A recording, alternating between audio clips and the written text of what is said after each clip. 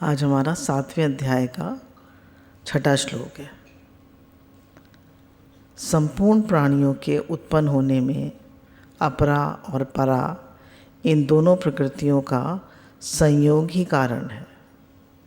ऐसा तुम समझो, मैं संपूर्ण जगत का प्रभव तथा प्रलय हूँ। अब भगवान कह रहे हैं कि जितने भी प्राणी जगत में उत्पन्न होते हैं वो दो प्रकृतियों से उत्पन्न होते हैं, परा और अपरा। जो अपरा प्रकृति है वो तो जड़ प्रकृति है, और जो परा प्रकृति है वो चेतन प्रकृति है, वो मेरा ही अंश है। फिर से समझ लीजिए, जो अपरा प्रकृति है वो तो जड़ है। जितने भी जगत में स्थावर जंगम 84 लाख योनियाँ, जितनी भी नाम रूप हैं वो सब अपरा प्रकृति में। और जो परा प्रकृति है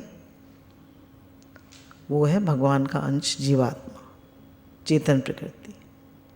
तो दो चीज़ें अक्सर कन्फ्यूजन होता है, अपरा क्या है परा क्या है, इधर से भी कंफ्यूज हो जाते थे। तो अपरा तो जड़ प्रकृति है और परा चेतन प्रकृति है। अपरा जड़ प्रकृति है और परा चेतन, हमारा भगवान का अंश, जीवात्मा। तो अब भगवान कह रहे हैं कि जितने भी स्थावर जंगम, देवता, मनुष्य, पशु पक्षी आदि जितने भी प्राणी हैं वे सब के सब मेरी अपरा परा प्रकृति के संबंध से उत्पन्न होते हैं। भगवान कह रहे हैं इन सब शरीरों का, ये सब अपरा प्रकृति से उत्पन्न होते हैं, और इनका जो बीज है वो परा प्रकृति है, वो मेरा ही अंश है। और स्वर्गलोक, मृत्युलोक, पाताल लोक आदि संपूर्ण लोकों के जितने भी स्थावर जंगम प्राणी हैं वे सब के सब परा और अपरा प्रकृति के संयोग से ही उत्पन्न होते हैं। अब भगवान कह रहे हैं कि जो अपरा प्रकृति है वो तो समझ लो शरीर है, और संसार के जितने भी 5 तत्वों से बने हुए चीज़ें हैं, व्यक्ति, वस्तु, पदार्थ, जो 5 तत्वों से बने हुए हैं वो सब अपरा प्रकृति है। और उनमें जो चेतनता है, जो जीव है, आत्मा है, वो परा प्रकृति है। तो ये जड़ और चेतन के संयोग से ये सृष्टि रचती है। जैसे एग्जाम्पल के तौर पे हमने बहुत बड़ी बिल्डिंग बनाई, उसमें बहुत सारे इलेक्ट्रिकल अप्लायंसेस लगाए, है ना। तो जितने भी इलेक्ट्रिकल अप्लायंसेस लगाए, जितनी भी लाइट्स लगाई, जितनी भी एसी लगाए और सब गैजेट्स लगाए, कूलिंग सिस्टम लगाया, वो होम थिएटर लगाया, वो सब किससे चलेगा? करंट से, नहीं तो पूरा घर बेकार है। तो ऐसे ही सारी सृष्टि जो है उसका जो भगवान कह रहे हैं वो सब मुझसे ही है, क्योंकि परा प्रकृति जो मेरा जीवात्मा है, मेरा अंश है जीवात्मा, उसके बिना इन सब में कोई फुर्ना नहीं होगी, इनमें कोई जान नहीं होगी, इनमें कोई चेतनता नहीं होगी। तो इन दोनों प्रकृतियों से मिलकर ये सारी सृष्टि बनी है। वस्तुओं को सत्ता और स्फूर्ति परमात्मा से ही मिलती है, इसलिए भगवान कहते हैं संपूर्ण जगत का प्रभव। प्रभव मतलब उत्पन्न करने वाला। भगवान कह रहे हैं संपूर्ण जगत को उत्पन्न करने वाला मैं ही हूँ, और प्रलय करने वाला भी मैं ही हूँ। मतलब सबको बर्थ भी मैं ही देता हूँ और सबको मारता भी मैं ही हूँ। जगत को उत्पन्न भी मैं ही करता हूँ और प्रलय भी मैं ही करता हूँ। सब कुछ मुझसे ही होता है। अब ऐसे समझें कि सृष्टि की उत्पत्ति होती है तो बहुत सारे ब्रह्मा जी के पास सबके सूक्ष्म शरीर होते हैं। सृष्टि अनादिकाल से चली आ रही है, और वो सब सूक्ष्म शरीर जब फल देने के लिए वो योग्य हो जाते हैं, तो भगवान संकल्प करते हैं एको हम बहुश्याम, और वो एक से अनेक हो जाते हैं। और फिर सारी जितने भी जिसके जैसे जैसे कर्म थे, कोई पेड़ बनता है, कोई मछली बनता है, कोई शेर बनता है, कोई मनुष्य बनता है, कोई स्त्री बनता है, कोई पुरुष बनता है, कोई गरीब बनता है, कोई अमीर बनता है, सब एक से क्यों नहीं बनते? क्योंकि जिसके जैसे जैसे कर्म थे उसके हिसाब से उसको अपने अपने कर्म अनुसार अपनी अपनी योनि मिल गई और सृष्टि चालू हो गई। अब भगवान ने तो जब सृष्टि बनाई थी तो भगवान ने कहा था मेरी तरफ देखना, और आपस में कर्म ने मत बनाना। पर फिर भगवान ने कहा चलो वापस चलते हैं, तो सब ने आपस में कर्म बना लिए। आज तक हमारे कर्मों का निपटारा नहीं हुआ। अब भगवान कह रहे हैं कि जो भी कुछ तुम देख रहे हो इस जगत में, उसका मूल कारण मैं हूँ।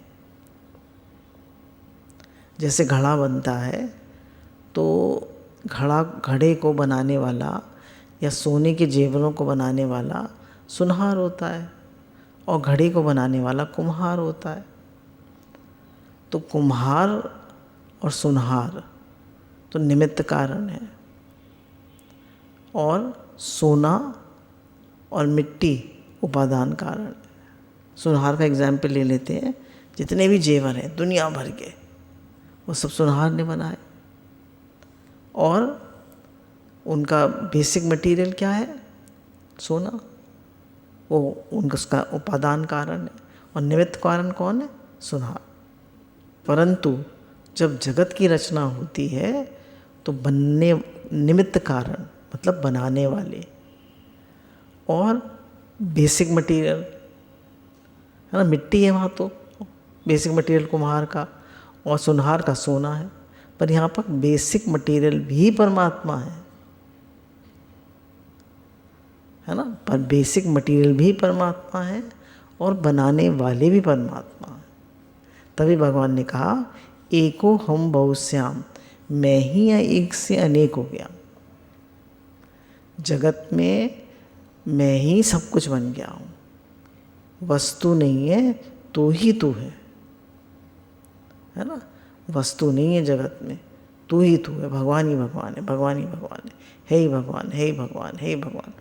अम्मा जी ने इतने एक्सपीरियंस करने के बाद क्या कहा? अम्मा जी ने कहा है ही भगवान, है ही भगवान, है ही भगवान। परमात्मा से अन्यत्र कोई चीज़ नहीं है, सब कुछ भगवान बन गए, क्योंकि इसके निमित्त कारण और उपादान कारण दोनों भगवान हैं। निमित्त कारण घड़े का कुम्हार, उपादान कारण मिट्टी, और इस जगत का निमित्त कारण परमात्मा, और इसका उपादान कारण परमात्मा। परमात्मा ने ही जगत बनाया और परमात्मा ही सब कुछ बन गए। जितने भी आपको पहाड़, पेड़, जगत, जितना भी 84 लाख योनियाँ, सब कुछ जो भी दिखता है वो सब भगवान ने ही बनाई और भगवान ही बन गए।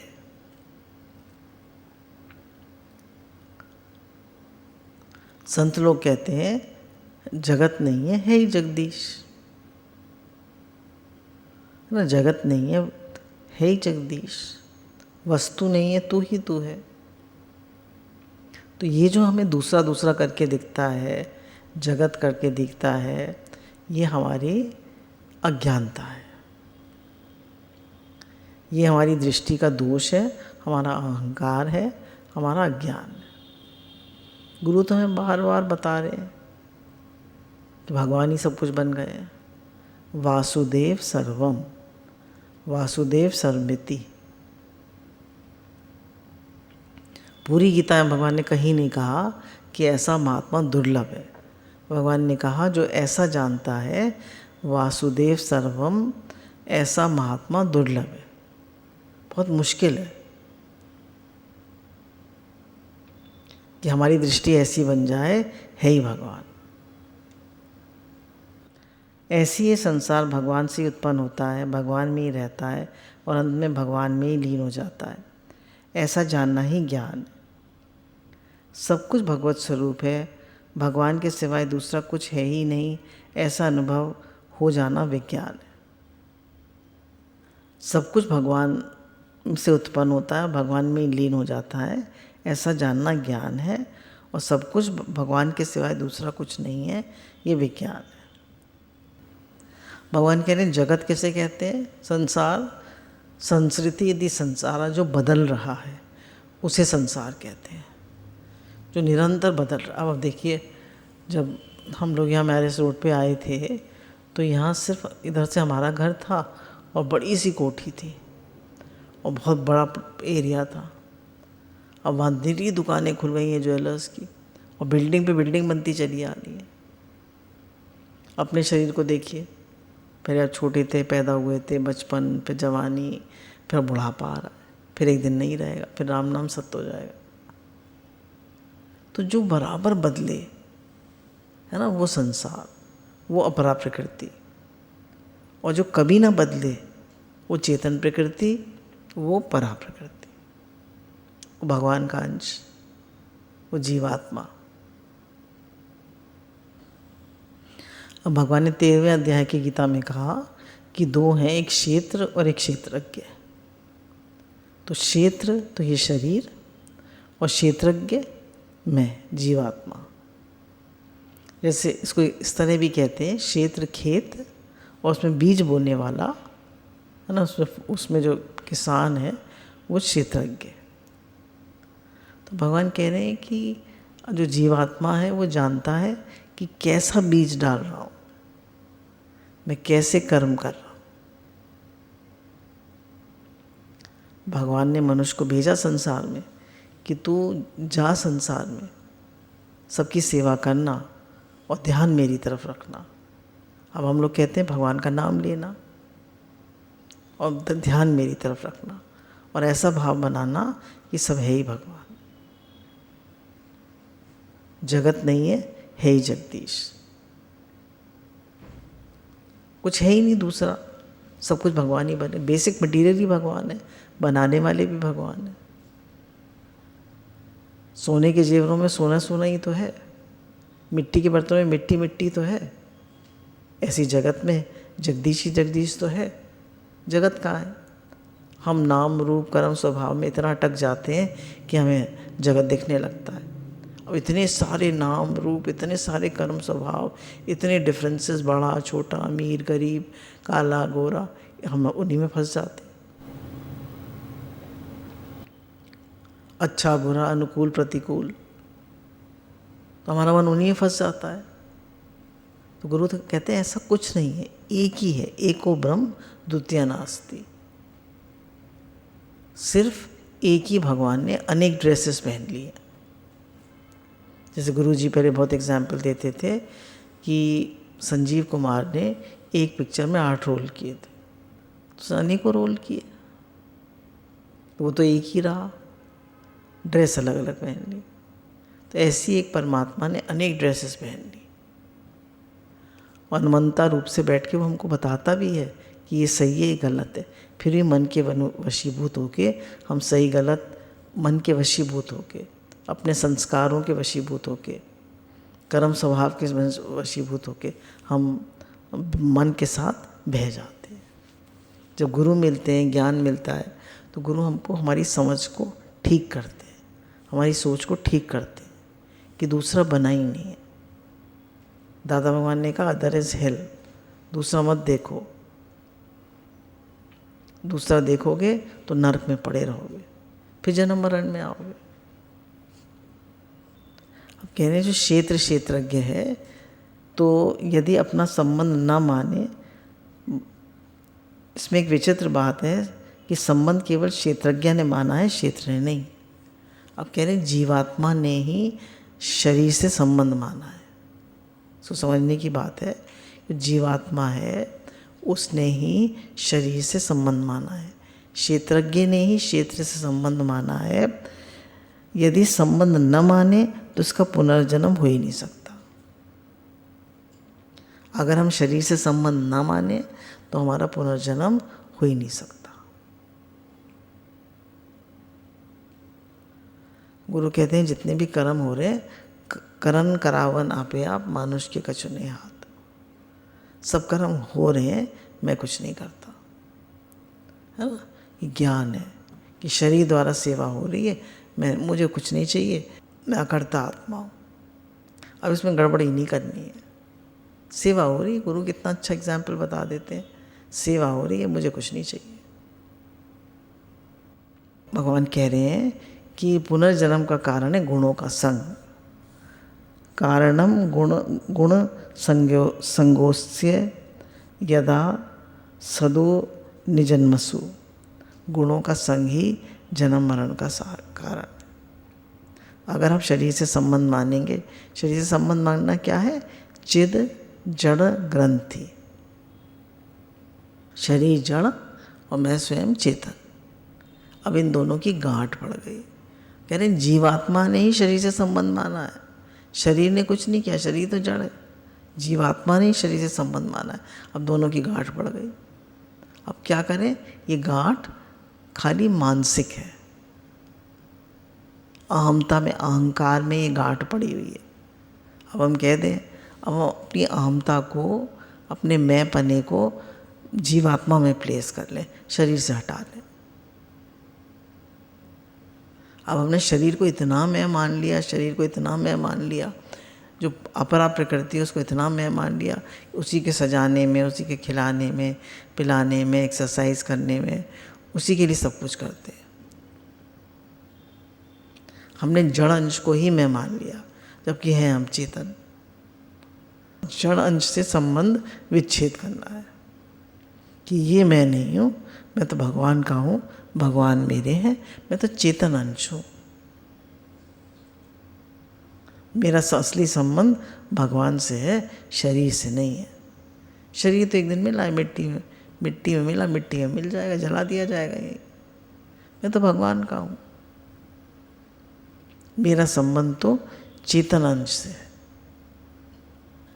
अब इसमें दूसरे में परिशिष्ट भाव में कह रहे हैं, जीवों के द्वारा किए हुए अनादि काल के कर्म जीवों के प्रलय में लीन होने पर जब परिपक्व हो जाते हैं, अर्थात फल देने के लिए सम्मुख होते हैं, तब उसे प्रलय का समय समाप्त होने पर सर्ग आदि में भगवान का संकल्प होता है और उसी से संकल्प से शरीरों की उत्पत्ति होती है। भगवान के संकल्प की सृष्टि, कहते हैं ना, संकल्प की सृष्टि। तो भगवान के संकल्प से ये जगत उत्पन्न हुआ। अब कैसे उत्पन्न होता है? कितने सारे पेड़ हैं, कितने पौधे हैं, कितने पहाड़ हैं, नदियाँ हैं, स्थावर जंगम प्राणी हैं, कोई जलचर है, कोई थलचर है, कितने जीव हैं, 84 लाख क्यों नहीं है। कैसे? वो जो उनका जीवात्मा था, उनके जो कर्म स्वभाव थे, वो ब्रह्मा जी के पास पड़े थे। उन्हीं कर्म स्वभाव के अनुसार उनको योनि मिल जाती। हम कितने भाग्यशाली हैं, मनुष्य योनि मिली, हमें गुरु मिले। अब हम लौट कर अपना संबंध भगवान से माने। मैं भगवान का हूँ, भगवान मेरे हैं, और शरीर से संबंध न माने। शरीर गुरु बता रहे, कितना आसान कर दिया गुरु ने। शरीर किस लिए मिला है? सेवा के लिए। इससे सेवा करो और भगवान को याद करो और भगवान से अपना संबंध मानो। मैं भगवान का हूँ, भगवान मेरे हैं, और शरीर से संबंध मत मानो, तो तुम लौट के भगवान के पास पहुंच जाओगे। अपरा प्रकृति और भगवान में तो कार्य कारण का संबंध है। अब दो होते हैं, कार्य और कारण। कार्य क्या है? जगत। और कारण क्या है? परमात्मा। कार्य क्या है? जगत। और कारण क्या है? परमात्मा। क्योंकि अपरा प्रकृति भगवान का कार्य है, परंतु परा प्रकृति और भगवान में कार्य कारण का संबंध नहीं है, क्योंकि परा प्रकृति जीव भगवान का अंश है, कार्य नहीं। इसलिए अंश अंशी की दृष्टि से ही भगवान जीव के कारण कहे गए, अर्थात कार्य कारण की दृष्टि से नहीं। अब भगवान कह रहे हैं कि इन सब बातों पर विचार करने पर यह निश्चय निकलता है कि जड़ के साथ एकात्मता करने से जीव जगत कहा जाता है। परंतु जब ये जड़ से विमुख होकर चेतन तत्व के साथ अपनी एकता अनुभव कर लेता है तब वह योगी कहा जाता है, जिसका वर्णन गीता में जगह जगह पे आया है। भगवान कह रहे हैं उससे शरीर से अलगाव करके, भगवान से संबंध पक्का करके, और भक्ति योग में इसको क्या कहते हैं, भगवान से प्रेम करके। उसका भगवान से प्रेम हो जाता है तो वो भक्त बन जाता है, और ज्ञान की भाषा में, कर्मयोग की भाषा में वो योगी बन जाता है। भक्त या योगी कब बनता है, जब वो अपने जड़ अंश से संबंध विच्छेद कर लेता है। सेवा तो करता है पर अपनापन नहीं करता है ना, सेवा तो करता है पर अपनापन नहीं करता। जो न खुद को जान सके और न दूसरे को जान सके वे अपरा प्रकृति, और जो खुद को भी जान सके और दूसरे को भी जान सके वो परा प्रकृति। इन परा और अपरा दोनों के माने हुए संयोग से ही संपूर्ण स्थावर जंगम प्राणी पैदा होते हैं। मूल दोष एक ही है, जो स्थान भेद से अनेक रूप से दिखता है वह ये है कि अपरा के साथ संबंध मान लेना।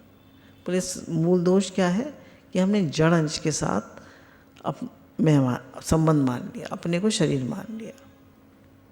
अम्मा जी तो एक ही बात रटाते थे, मैं आत्मा हूँ, शरीर नहीं हूँ। I am not this body, I am that आत्मा। तो मैं ये शरीर नहीं हूँ, मैं आत्मा हूँ, मैं शुद्ध बुद्ध ज्ञान स्वरूप निर्विकारी आत्मा हूँ। तो जड़ अंश से अलगाव करो और अपने को, अपनी आइनस को, अपनी मैं को चेतन अंश में प्लेस करो। अपनी आइनस को, अपनी मैं को, अपने अहमता को भगवान में प्लेस करो, जड़ अंश में नहीं।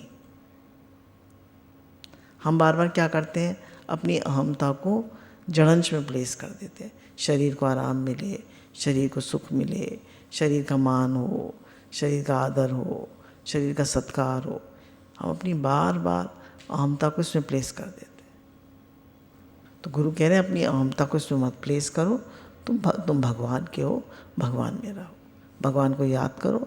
भगवान को याद करने का सबसे कलयुग में सरल तरीका क्या है, बोले कलयुग नाम आधारा, सुमिर सुमिर नर उतरे पारा। भाव को भाव अनख आलसु, नाम जपत मंगल दसो दस्यु। भाव को भाव, भाव से कुभाव से, अनख आलसु, कैसे भी नाम जपो। नाम जपत मंगल दसों दस, नाम जपोगे भगवान का, भगवान की तरफ ध्यान रखोगे तो दसों दिशाओं में तुम्हारा मंगल होगा, दसों दिशाओं। तो भगवान कह रहे हैं कि ये जो संबंध है हमारा जड़ और चेतन का, तो संबंध अनित्य है। तो उस संबंध को अपनी अहमता को जड़ में नहीं प्लेस करना है, चेतन में प्लेस करना है। तो जैसे गुरु ने बार बार आसान करके बता दिया, मैं भगवान का हूँ, भगवान मेरे हैं। अपनी अहमता को शरीर में प्लेस मत करो, जीवात्मा में प्लेस करो। हे धनंजय, मेरे सिवाय इस जगत का दूसरा कोई किंचन मात्र भी कारण तथा कार्य नहीं है। जैसे सूत की मड़ियों में सूत के धागे में पिरोई हुई होती हैं, ऐसे ये संपूर्ण जगत मेरे में ओतप्रोत है। अब भगवान कह रहे हैं जैसे सूत की मणियाँ, सूत हो माने धागा हो, और धागे से ही मोती बना दिए जाए। धागे के ही मोती हैं और धागे में ही पिरोए गए हैं। ठीक, धागे के मोती हैं और धागे में ही पिरोए गए। तो भगवान कह रहे हैं ऐसे ही ये सारा जगत मेरे में ही ओतप्रोत है। There is nothing but God. Everything is God. Everywhere is God. There is nothing but God. सब कुछ भगवान है। अब हमें ये भाव बनाना है, ये कुछ नहीं है ही भगवान। जहाँ तक जाती दृष्टि है, जहाँ तक फैली सृष्टि है ही भगवान। अब भगवान कह रहे हैं हे अर्जुन, जैसे मेरे सिवाय दूसरा कोई कारण नहीं है, मैं ही सब संसार का महाकारण। जैसे वायु जो है आकाश में ही उत्पन्न होती है, आकाश में ही रहती है और आकाश में ही लय हो जाती है, ऐसे ही ये जगत मुझसे ही उत्पन्न होता है, इसकी उत्पत्ति मुझसे ही होती है, मुझ में ही स्थित रहता है और मुझ में ही इसकी प्रलय हो जाती है। उत्पन्न होना, स्थित होना और नष्ट हो जाना, एक प्रलय हो जाना, ये सब मुझ में ही है, मैं ही मैं हूँ। एक ही चीज़ को बार बार रिपीट कर रहे हैं। भगवान कह रहे हैं इस संसार का जो मूल कारण है मैं ही हूँ, इसको बनाने वाला भी और बन जाने वाला भी मैं ही मैं हूँ। जैसे पहले गुरु एक एग्जाम्पल देते थे कि एक बार एक सेठ जी जो है अपने घर से टहलने जा रहे थे, तो उन्होंने देखा कि उन्होंने पत्नी ने कहा थोड़ी सी मिट्टी ले आना, तो उन्होंने कहा अच्छा। तो उनको याद आया कि एक कुम्हार है, उसके घर के आगे काफ़ी बड़ा मिट्टी का ढेर था, तो गए वहाँ पे टहलते हुए, तो उन्होंने कहा थोड़ी सी मिट्टी दे दो। बोला अरे, तो उन्होंने कहा कि सेठ जी मिट्टी तो नहीं है। बोले अरे कल तो बहुत सारी मिट्टी थी। बोले ये सब बर्तन बन गए। बोले मिट्टी कहाँ है? बोले ये बर्तन ही तो मिट्टी बन गए। तो हम कहेंगे नहीं मिट्टी कहाँ है, ये तो कुल्हड़ है, ये तो सकोरा है, ये तो घड़ा है, ये तो सुराही है। पर हम देख रहे हैं नाम रूप और कुम्हार देख रहा है मिट्टी। तो जो जागा हुआ होता है, जो सूक्ष्म दृष्टि वाला होता है, जो ज्ञानी होता है, जो प्रेमी होता है, वो तो भगवान देखता है, वो तो जगत देखता है।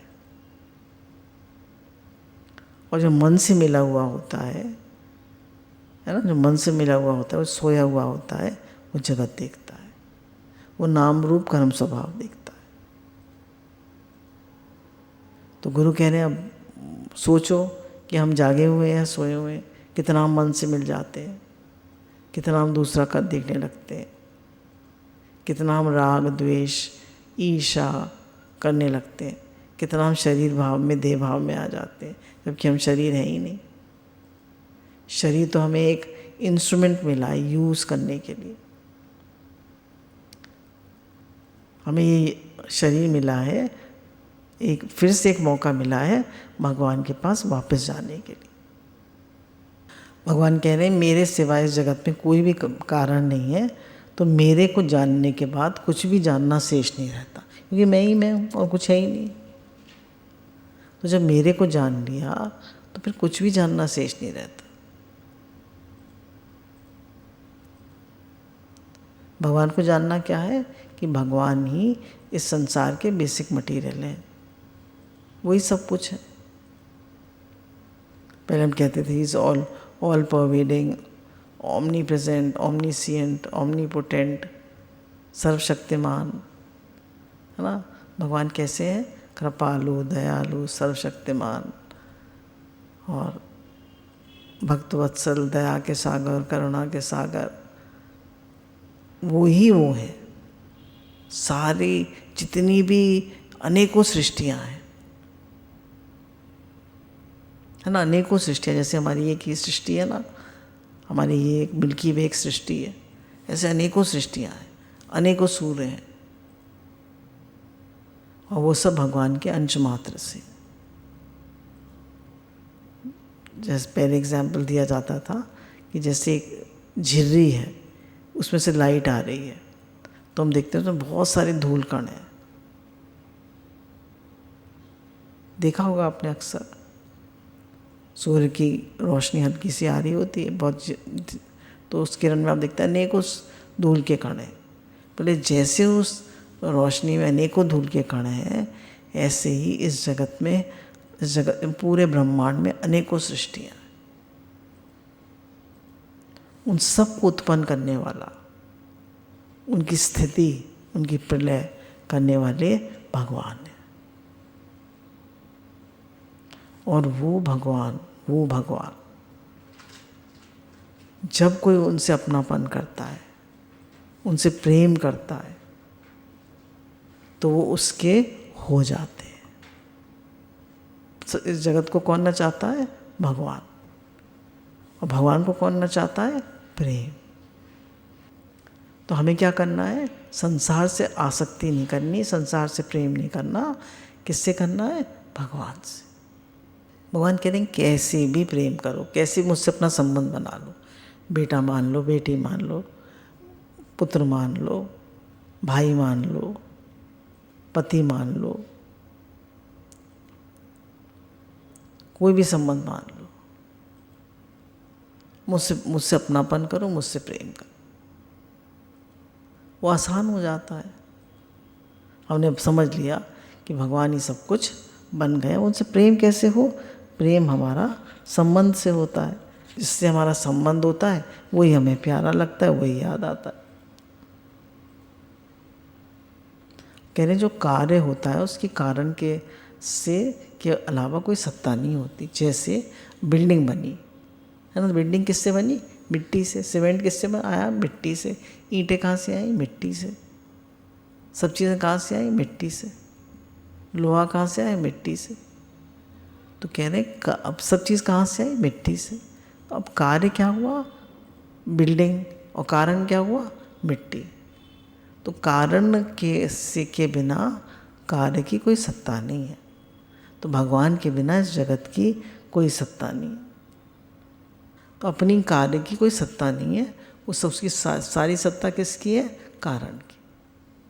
अब इस एग्जाम्पल में भगवान ने कहा कि धागा भी मैं ही हूँ और मणिया भी मैं ही हूँ, है ना। धागा भी मैं ही हूँ और मणिया भी मैं ही हूँ। दोनों में मैं ही परिपूर्ण हूँ, मैं ही व्याप्त हूँ। साधक जब संसार को संसारी बुद्धि से देखता है तब उसको संसार में परिपूर्ण रूप से व्याप्त परमात्मा नहीं दिखते। जब उसको परमात्म तत्व का वास्तविक बोध हो जाता है तब व्यापक भाव मिटकर एक परमात्म तत्व ही दिखता है। इस तत्व को बताने के लिए ही भगवान ने यहाँ कारण रूप से अपनी व्यापकता का वर्णन किया है। और भगवान कह रहे हैं जो मणियाँ हैं, ये जो धागा है ना, मतलब माला है उसमें मणियाँ हैं और धागा है।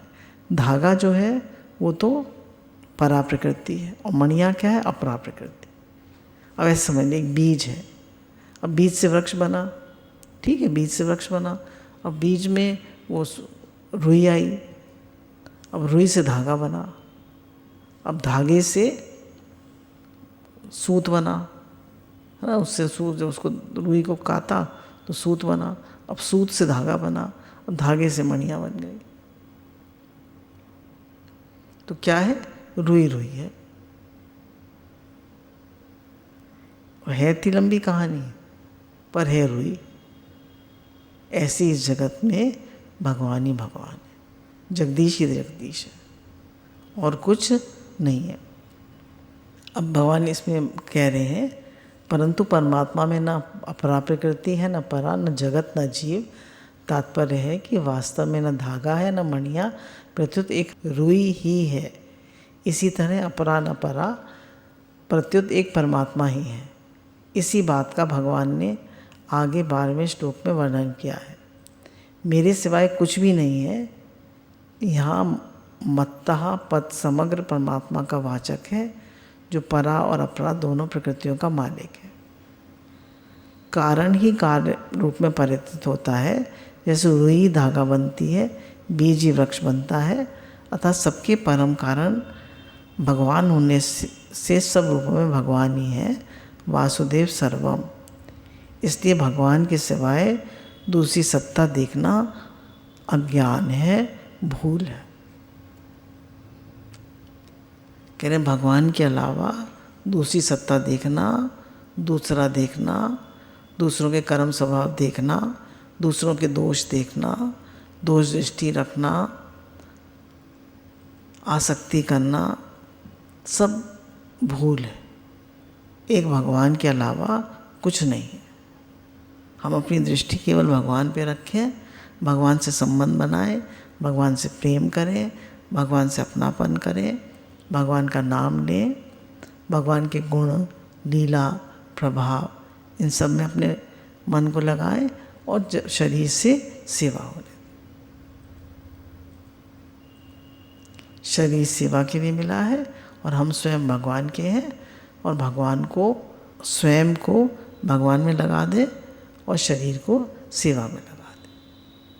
तो कहा कि भगवान के सिवाय दूसरा कोई बना ही नहीं है। हम कहते हैं ये नौकर है, ये अच्छा है, ये बुरा है, ये छोटा है, ये बड़ा है, ये अमीर है, ये गरीब है, ये दूसरी जाति का है, या ये ऐसा है, ये वैसा है। ये तो सब रोल है। असल में तो एक निराकार ने ही सब ड्रेसेस को पहन रखा है। निराकार ही साकार हो गया है। तो अपनी दृष्टि, अपना भाव बनाते जाना है कि सब कुछ है ही भगवान। अम्मा जी ने बहुत आसान शब्दों में बता दिया, है ही भगवान, है ही भगवान, दूसरा कुछ बना ही नहीं। गुरु भगवान के अनंत अनंत शुक्राना।